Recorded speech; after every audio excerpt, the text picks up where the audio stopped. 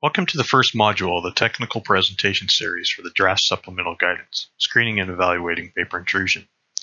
My name is Steve McMasters. I work for the State Water Resources Control Board and member of the Cali PA Vapor Intrusion Work Group. In response to the COVID-19 crisis, the Cali PA Work Group is providing these presentations as modules for public viewing at your leisure during the public comment period for the draft guidance. This first module provides an introduction and describes the public comment period process. Cali PA's Vapor Intrusion Work Group has provided 4 technical presentations available to support the draft supplemental guidance during the public comment period. For this first module, I'll lead us off with a short introduction and process for submitting comments. For Module 2, Cheryl Prow and Dan Gallagher gives an in-depth summary of the draft supplemental guidance. For Module 3, Tina Uris gives an overview of the new features in GeoTracker to help build a vapor intrusion database. Lastly, for Module 4, Nicole Fry uses a case study to demonstrate the 4-step and decision process described in the draft supplemental guidance.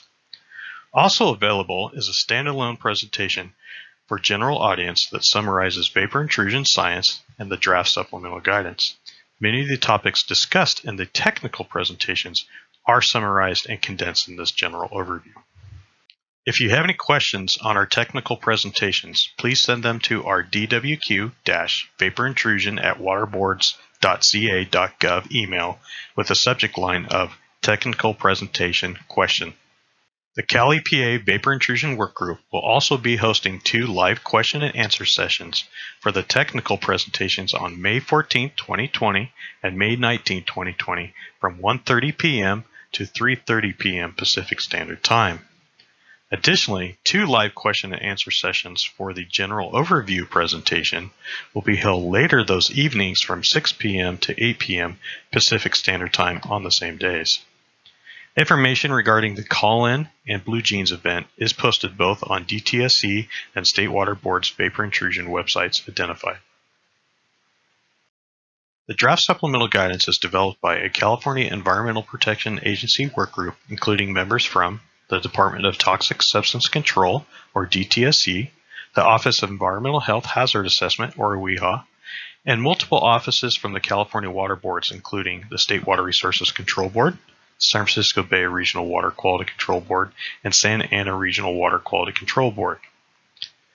Even though key agencies are listed, this has been a statewide effort with input from all DTSC offices, our 9 regional water boards, and many local agencies, and even from US EPA Region 9. Specific team members for the development of the supplemental guidance include Karen Baker, Barbara Renzi, Dan Gallagher, Claudia Sorrentino, and Cheryl Prow with DTSC, Carmen Melenas and Amanda Palumbo with the OEHA, and Ross Steenson, Nicole Fry, Jessica Law, Tina Uris, Marina Perez, A. Wagner, and myself for the water boards. The formation of the Cali PA Vapor Intrusion Work Group was initiated in 2014 to evaluate US EPA Region 9's short-term response action levels for trichloroethylene, or TCE. TCE poses a significant challenge in that at very low concentrations for a short exposure time can pose an acute risk to fetal heart development during the first trimester. In response to the TCE short-term response action levels, 2 subgroups were formed. The first subgroup, consisting of OEHA, DTSC, and the water boards, evaluated the new TCE toxicity and concurred with EPA's results. The second subgroup, consisting primarily of DTSC and water boards with consultation from OEHA, were tasked with standardizing our fate and transport process for all vapor-forming chemicals. Early on, our agencies identified significant differences between how we evaluate vapor intrusion risk and transport through buildings. What one agency believed safe conditions, another believed at risk. With the risk posed by low TCE concentrations, this difference was unacceptable. As such, the major focus and outcome of the fate and transport subgroup is the development of the draft supplemental guidance. We want to share some upcoming and future related activities associated with the draft supplemental guidance and vapor intrusion. As mentioned previously, we're hosting live question and answer sessions on May 14th and 19th, 2020 for the technical presentations from 1:30 to 3:30 p.m. and the general overview presentation from 6 to 8 p.m. The public comment period started February 14th and will end on June 1st, 2020. This deadline was extended from the original April 30th, 2020 deadline due to the complexities with the COVID-19 crisis. After comments are received, the Cal EPA Vapor Intrusion Workgroup will review public comments and incorporate input as appropriate into a finalized guidance document. We anticipate this may take up to 3 months, and the final version may be ready by late fall/winter of this year, but may take longer with the volume of comments received. Additionally, Cal EPA is exploring proceeding with vapor intrusion regulation or policy that may develop in the near future. Any regulation or policy development will be separate from the draft supplemental guidance process. The draft supplemental guidance document can be found online at both DTSC's and State Water Board's vapor intrusion websites. Unfortunately, hard copies are currently not available due to the COVID-19 crisis and directives from the governor to shelter in place. If lifted, hard copies will be available for viewing at each of our Water Board and DTSC offices.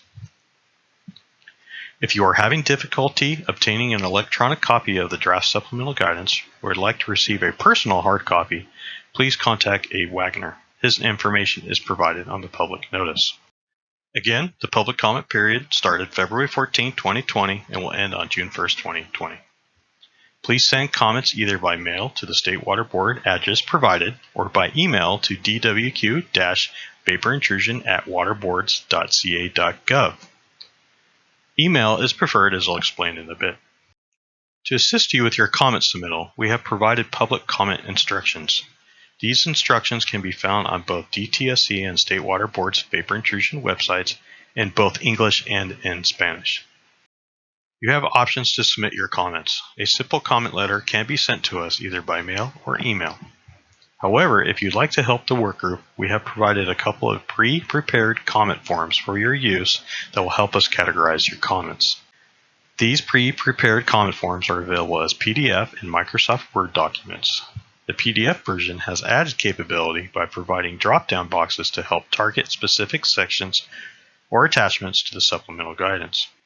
If either of these forms are used, we would prefer that you submit them by email so we can copy and paste your comments into a database.